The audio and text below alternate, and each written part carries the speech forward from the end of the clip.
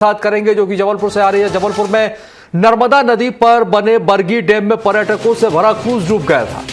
Police के मुताबिक 9 शव बरामद कर लिए गए हैं, 22 लोगों को सुरक्षित बचा लिया गया है। एमपी टूरिज्म के क्रूज में 40 लोग सवार थे। अचानक आई आंधी के कारण यह हादसा हुआ और हादसे की सूचना मिलते ही एसडीआरएफ की टीम रेस्क्यू ऑपरेशन के लिए पहुंची और बचाव कार्य शुरू किया। आपको बता दें कि इस हादसे को लेकर पीएम मोदी ने भी दुख जताते हुए मृतकों के परिजनों को 2-2 लाख रुपए की सहायता राशि देने का ऐलान किया है।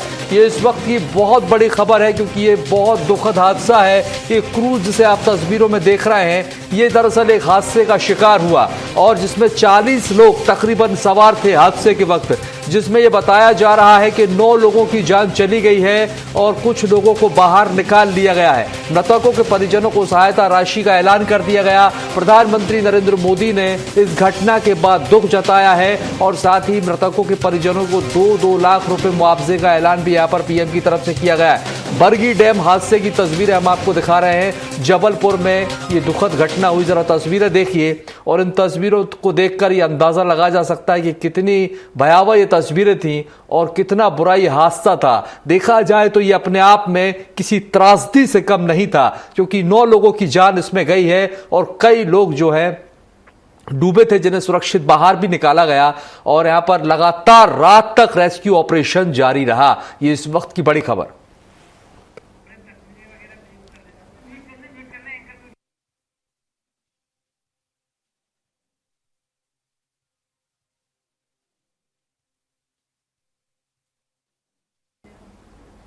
बरगी डैम की तस्वीरें हैं। एसडीआरएफ ने बताया जा रहा है कि 22 लोगों को बचा लिया गया है, उन्हें सुरक्षित बाहर निकाला गया, लेकिन 9 लोग जो हैं उनकी इस घटना में मौत हुई है। बहुत ही दुखद ये हादसा था। आपको बता दें ये जो बरगी डैम है ये दरअसल पर्यटन का क्षेत्र है। यहाँ पर दूर दूर से पर्यटक आते हैं और यहाँ पर मौसम का लुत्फ उठाते हैं, लेकिन कल मौसम का मिजाज कुछ इस तरह से बदला कि यहां पर ये बड़ी त्रासदी हुई जिसमें कई लोगों की जान चली गई, कईयों को बाहर निकाला गया। एक बड़ी चुनौती यहां पर एसडीआरएफ के सामने रही और रात तक ये रेस्क्यू ऑपरेशन चलाया गया।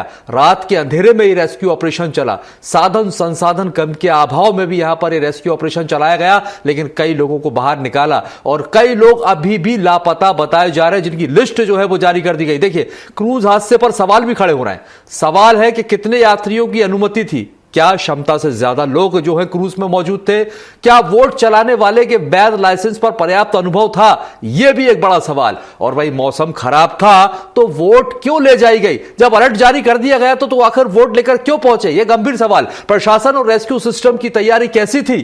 सुरक्षा मानकों का पालन आखिर क्यों नहीं किया गया? ये वो तमाम सवालात हैं जो इस हादसे के बाद उठ रहे हैं। कितने यात्रियों को आखिर अनुमति दी गई थी? अब इन सवालों के बीच जो है यहां पर ये पूरा हादसा है और ये बड़ी घटना है, एक बड़ी त्रासदी है। 40 लोगों का सवार होना, उसके बाद इस घटना का घटित होना, ये अपने आप में बेहद गंभीर हो जाता है। कई लोग लापता बताए जा रहे हैं, कई को बाहर निकाल लिया गया, लेकिन 9 लोगों की जान भी चली गई। क्रूज डूबने की जो दुखद घटना हुई है, दूसरा दिन है, सुबह हो चुकी है और इस वक्त यहाँ पर जो रेस्क्यू ऑपरेशन है गति पकड़ चुका है।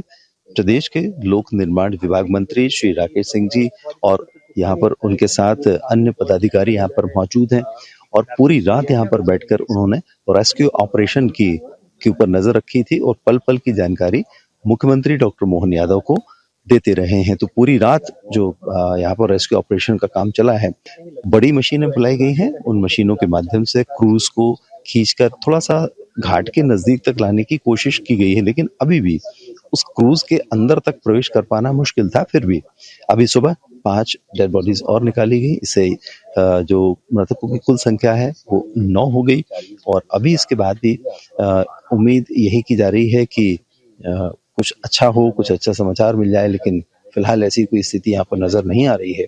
सर, पूरी रात आपने यहाँ पर बैठकर रेस्क्यू ऑपरेशन ऑपरेट किया है, निर्देश जारी किया है, वो कौन कौन सी टीमें हैं जो बाहर से बुलाई गई हैं? एनडीआरएफ की टीम है और आर्मी की भी एक टीम है जो रेस्क्यू कर रही थी, जो आगरा से आई है और वो विशेष उपकरणों के साथ में आए हैं। तो वो ऐसी टीम है और उसके साथ साथ एसडीआरएफ की टीम है, जिला प्रशासन और पुलिस के जवान, ये सभी इसमें शामिल है। अभी तक कुल कितनी मौतें ऑफिशियली जो संख्या सामने आई है?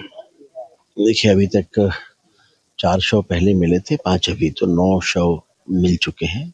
22 लोग जीवित बचे के निकल आए हैं, लेकिन अभी लगता है कि क्रूज के अंदर लोग अभी हैं।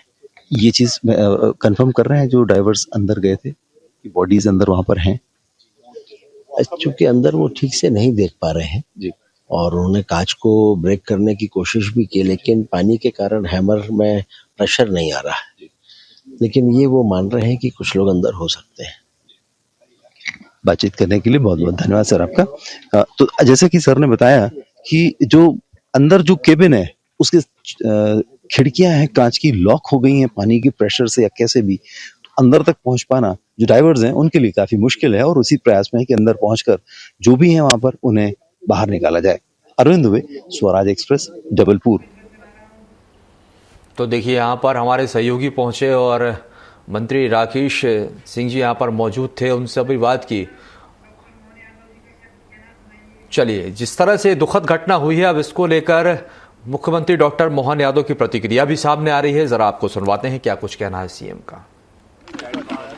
जो कल मौसमी चक्रवात के कारण से दुर्घटना घटी है, कल ही हमने हमारे पर्यटन मंत्री धर्मेंद्र लोधी, माननीय मंत्री राकेश सिंह जी, हमारे एससीएस संजय दुबे जी, एडीजी और तमाम अधिकारियों के साथ आर्मी, एनडीआरएफ, एसडीआरएफ सारी टीमों को लगाया। उस घटना में लगभग 29 लोग बचाए गए, जो मुझे अभी तक जानकारी मिली है।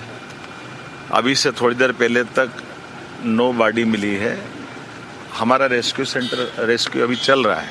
ऐसे हादसे की एक तो हम जांच भी करेंगे, लेकिन अब बाकी बातें चूंकि हमने उस पर अपनी जांच बिठा दी है, जांच का हम इंतजार भी करेंगे।